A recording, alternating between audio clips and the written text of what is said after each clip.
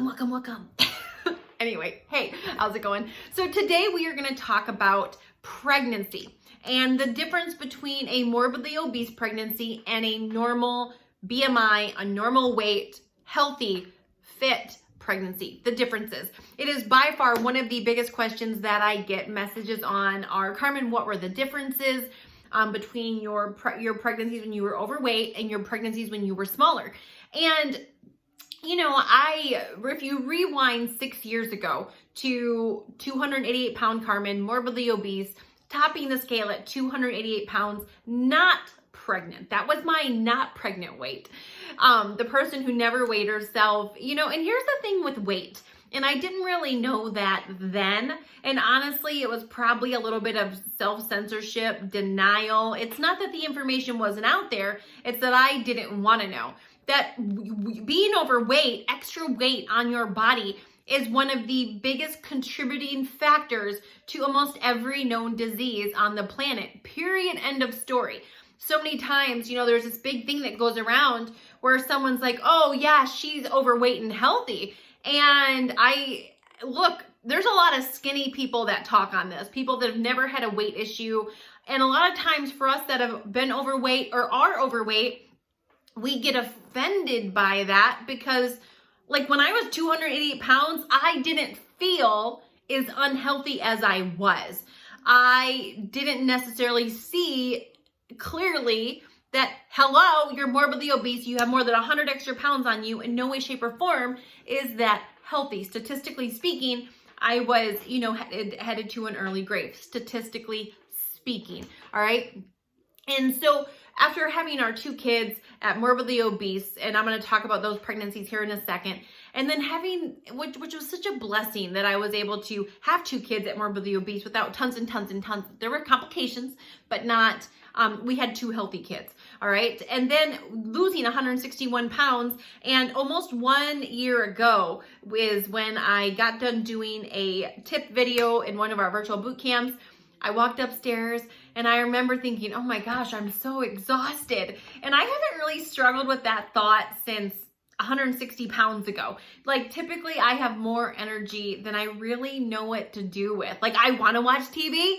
After like 30 minutes, I'm like, what can I do? Which, you know, a lot of energy it's a good problem to have. But anyway, I remember going upstairs and I had lost the weight. I was in a size 2 and I was just exhausted. I remember sitting there thinking, my mom had the kids that day and I was like, I'm gonna take a nap. I did some work and then I wanted to take another nap. And I had an IUD in, the most effective form of birth control. And then all of a sudden I was like, man, my boobs hurt. And you gotta understand, I was like a week or 2 late for my period, but we had been traveling and pregnancy, me being pregnant in my mind was not even a possibility. I had an IUD in.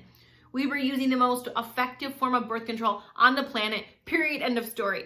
So a week earlier when my husband had said, are you sure you're not pregnant? I very flippantly said, no, like no way, dude. And so I'm laying there on the couch, exhausted, my boobs hurt, and all of a sudden I was just like, I'm pregnant. I'm freaking pregnant. I went upstairs, I had an old pregnancy test and I'm sure it was expired. I peed on the stick and within 30 seconds the words pregnant popped up. And I was like, of course, my husband was in his home office working and I had to wait. Anyway, I remember walking in his office and he's like, what are you smiling for? And I was like, well, I walked around to I'm like, I just love you. And he could surely read me like a book. And he's like, okay, I love you too. And I walked around his desk and I always thought it'd be cool to be one of those chicks that like keeps it from my spouse for a day or 2 and then, you know, plans one of these big, I just can't really keep secrets that great. So I had to tell him right then. Of course, I was still in a little bit of shock. Waiting for him to get done. I had already been on Dr. Google, Googling what happens when you get pregnant with an IUD. I had read all about the ectopic pregnancies and all this stuff. So I walked around his desk and I just slid I still remember the sweatshirt I was wearing. It was a purple Victoria's Secret sweatshirt that said pink on it. You know the shirts that, you know, my husband always teases me because he's like, why does it say pink? It's not pink, it's purple. But I slid the pregnancy test out of there and I laid it on the desk. and he looked at it and he was like, "What is this? How did this happen?" I remember looking at him and I was like, "What do you mean? How did it happen? We're married. We do that married thing that leads to babies in the belly." And he was like, "I know, but you have an IUD. How did it happen?" Long story short, ended up going to the doctor. They pulled the IUD out. Fast forward 9 months, and we popped out a 7-pound, 5-ounce baby girl. 10 fingers, 10 toes, beautiful and sweet in every single way. She is 4 months old now. And yeah, so often. So I went through 2 pregnancies at morbidly obese. I went through 1 pregnancy at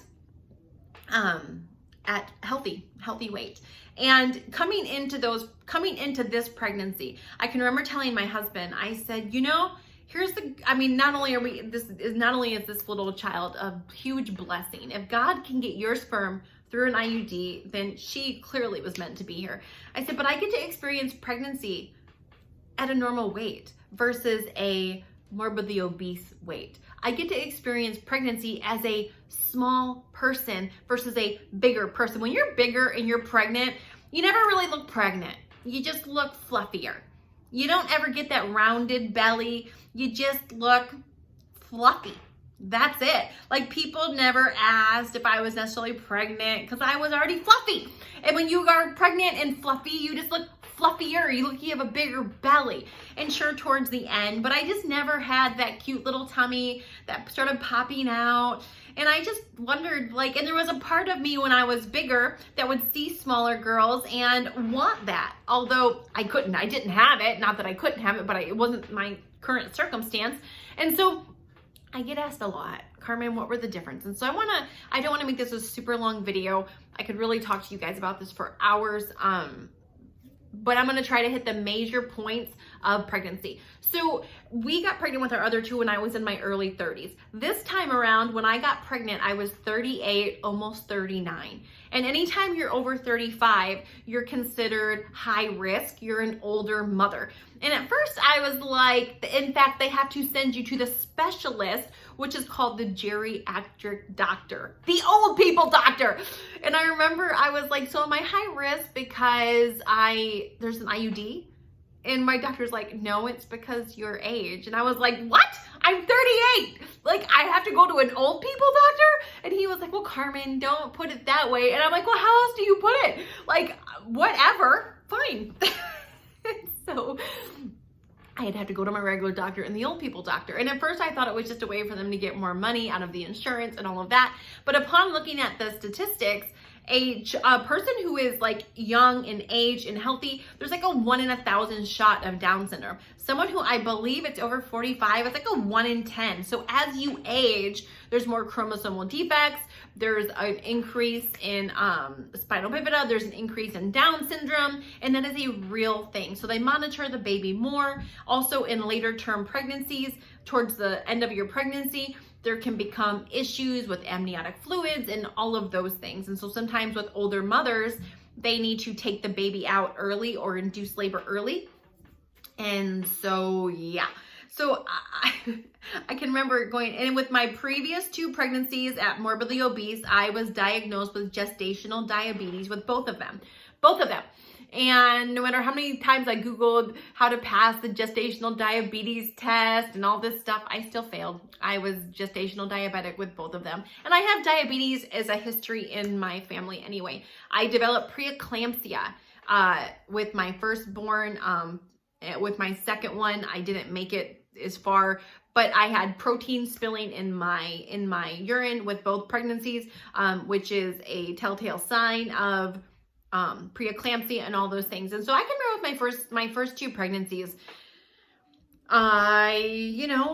swelling. I can remember at one point, my ankle was no longer an ankle. It was like an extension of my calf. There was my calf and it went straight down. My ankle was the size of my calf. My foot, my toes didn't even look like toes. My foot looked like some inflated, like if you had put a air hose in my foot and blew it up, that's what it looked like. You could press the skin in on my foot and it would, I think it's called pitting. It would go in. That's how swollen I was. With my son, they actually admitted me to my blood pressure spiked. And at the time, we thought I had a picture perfect blood pressure. My blood pressure ran 80/120. And I took that as a badge of honor that, yes, that was my confirmation that I was a healthy overweight person because my blood pressure is 80/120 or 120/80, however they do those numbers. But it was like a picture perfect blood pressure. Never knowing that I run, like my last blood pressure was like 88/50 something. Like I run a low blood pressure. So for me, that was elevated. Nobody just ever knew that. And so anyway, with my first 2 pregnancies, blood pressure started spiking towards the end of the pregnancy. I'm swollen. I'm spilling protein into my urine with my son. We ended up getting admitted to the hospital because of preeclampsia. They ended up inducing labor at 38 weeks, and I labored for almost 24 hours. He was not dropping down. Turns out that the cord was wrapped around him. They ended up doing a C-section. It was an emergency. We made the decision before he was in trouble. I was dilated to a 7.5, 100% of face, and no baby coming down. So, yeah, and I had to prick myself every day, keeping tabs of my blood sugars, all of that. So had staples to recover from the C-section. 15 months later, we have my daughter. Same typical story. Swelling, spilling protein in my urine, extremely swollen in my face, in my neck, in my, my already big boobs were even bigger. My legs, my feet, all of that, extremely swollen. With my daughter, had my blood pressure started to spike again, and gestational diabetes, all of that. And, it just, I was that person that just wanted healthy babies. But I would see, and sometimes things are out of our control, but here's what I can tell you. All the things I had, gestational diabetes, preeclampsia, all those things, yes, slim, healthy people get them, but the biggest contributing factor to that is weight. C-sections, if you look at the percentage of people who have C-sections, a large percentage of them are people that are overweight. Being overweight puts more stress on your body and sometimes can keep things from developing. Not always, because again, there are really fit people that have something doesn't go right, or their body doesn't go right, or they're not wide enough, or the cord gets wrapped around, that there's complications that happen that aren't weight induced. But extra weight on your body, and literally is a contributing factor to issues during pregnancy. And so when I got pregnant with this last pregnancy, I can remember sitting down with the high risk geriatric old people doctor, and he was like, so you had gestational diabetes in the past? I'm like, yeah, twice. And he's like, you had high blood pressure with both? Yeah, at the end. You had preeclampsia? Yeah, at the end. You had 2 C-sections? Yeah. And so we're going through this whole thing, and he's like, no, Carmen, you know that we have to watch you extra close. We're going to do all these extra screenings. And I'm like, yeah, but doc, like, here's the deal. I'm 161 pounds lighter. I work out 6 days a week. I drink this superfood shake every day that like nourishes my body. Like, I am healthy. And it's a common thing whenever I go to the doctor, they see my age and they're like, how old are you? And at the time I'm like 38, and they're like, you do not look almost 40. And I'm like, oh, tell me more. Anyway, some days you just need to hear that. And so he's like, and I said, so I'm not worried about it, doc. And he's like, yes, but Carmen, everything is compacted now. You're not overweight, but you're older. You're older. Again, telling me I'm older. And I'm like, yeah. And I had already come to the realization that, hey, if I get diagnosed with this stuff, it's no big deal. I'll deal with it. But I'm certainly not going to own that before I'm diagnosed. And I'm fully going to stand on the fact that I am healthy. I put in the work. I'm healthier than I was when I was 20. And I'm not going to have to deal with any of those things. I passed all of my screenings. No gestational diabetes, no preeclampsia, no protein in my urine. It was the easiest, other than dealing with some morning sickness in the first trimester, which I had with all 3 kids. Weight made no difference. Being healthy, a size 2, any of that stuff made no difference at all. Here was the interesting part though. So I found out I was pregnant at 6 weeks. My size 2 pants by 8 weeks, I had only gained 1 pound at 8 weeks, did not fit me. All my size 2 jeans did not fit. So I don't know if like my hips did something weird early on in pregnancy, because when you're at a size 22, I wore all my regular clothes a long time because, you know, there's more give the bigger your clothes are. Size 2s there's only so much material. And so by 8 weeks pregnant, I couldn't fit into any of my jeans, like none. Even my bigger size 2s would not button, which was really like, hey. We had a cruise coming up and I was like trying to pack and I was like, no shorts fit me, no pants fit me. Awesome. Awesome. It was fun. I wore a lot of sundresses, which is, you know, whatever. But here was the thing. Every doctor's appointment I would go to, they would talk about how healthy I was, how good my blood pressure was.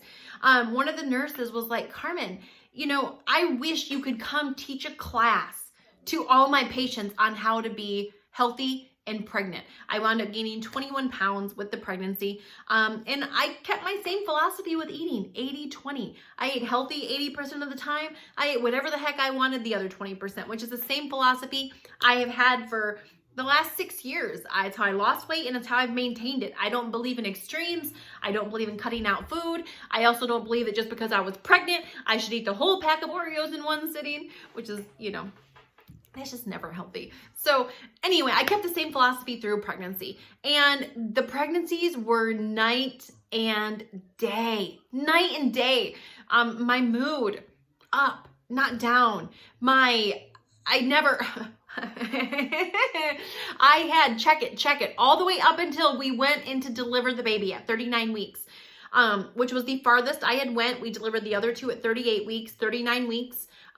Because I had 2 C-sections. They just went ahead and scheduled this one. I went in all the way up until the day we delivered. There was not an ounce of swelling. If I were to hold up my foot right now, you can actually see the veins on the top of my feet. All the way up until the time we went into the doctor, there was no swelling in my fingers. I wore my wedding ring the whole time. There was no swelling in my feet, no swelling in my neck. I had no swelling anywhere on my body.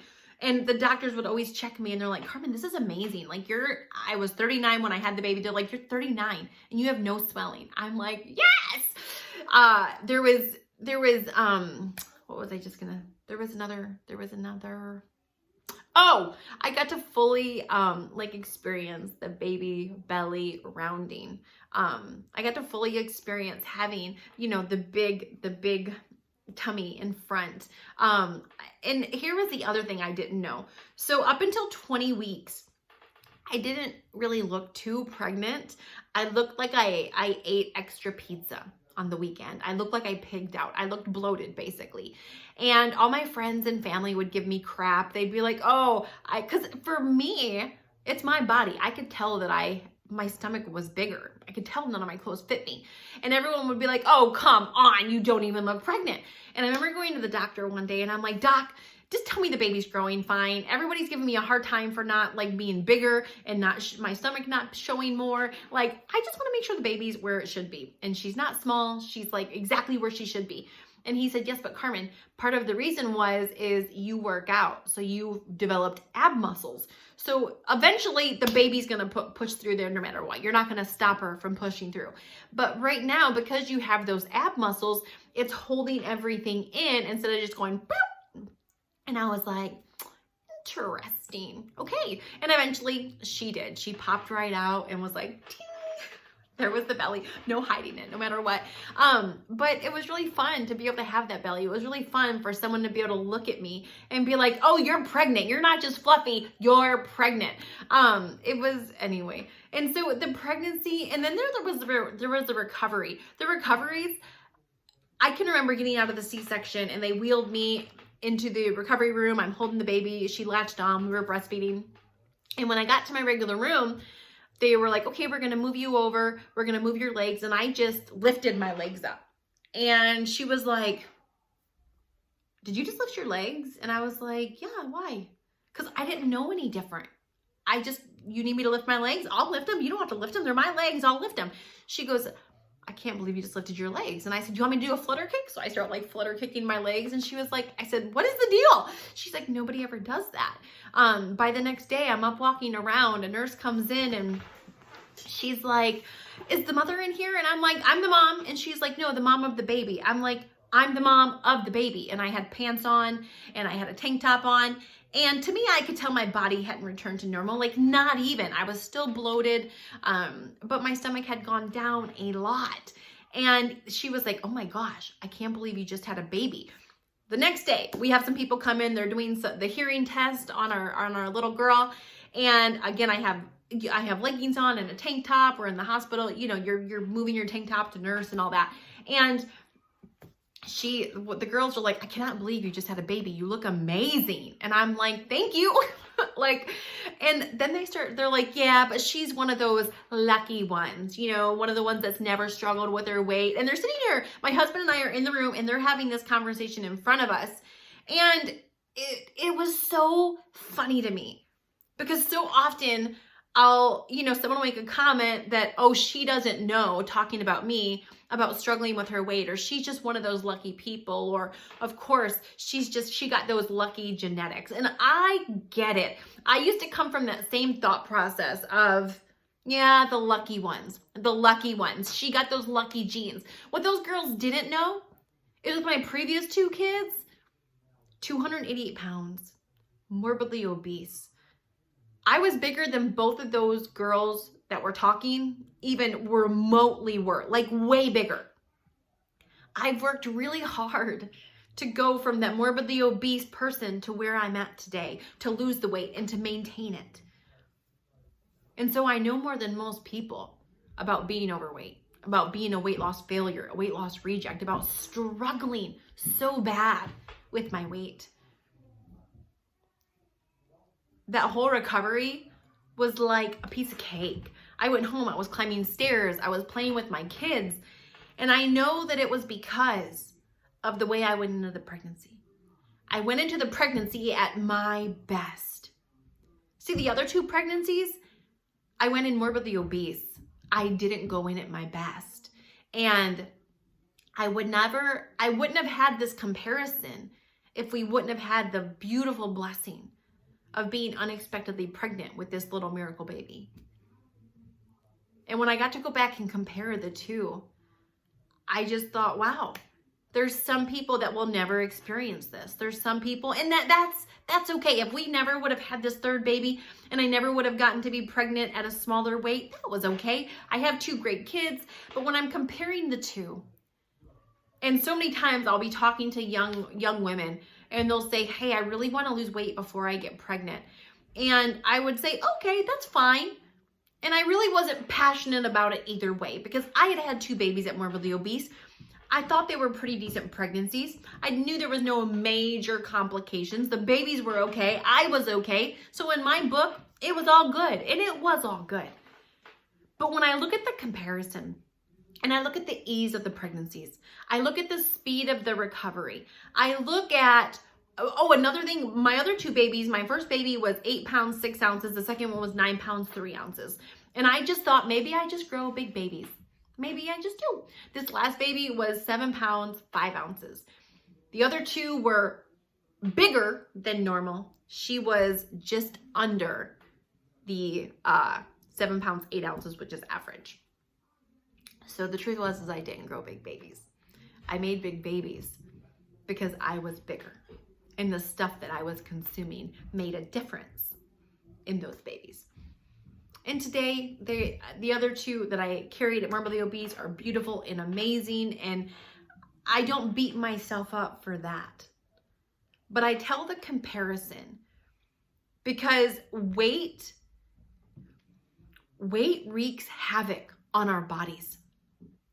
Not just our confidence, not just our energy, but it causes our bodies to go through extra stress in everything, including pregnancy. So if you have carried extra weight and you've been pregnant, That's okay. But if you're considering losing some and before you get pregnant, I would say go for it.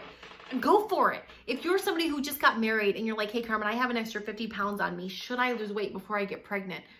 Yeah, absolutely. Why? Look, if you get pregnant and you are overweight, there's nothing you can do about that. You're pregnant, you're overweight, you make the best of it.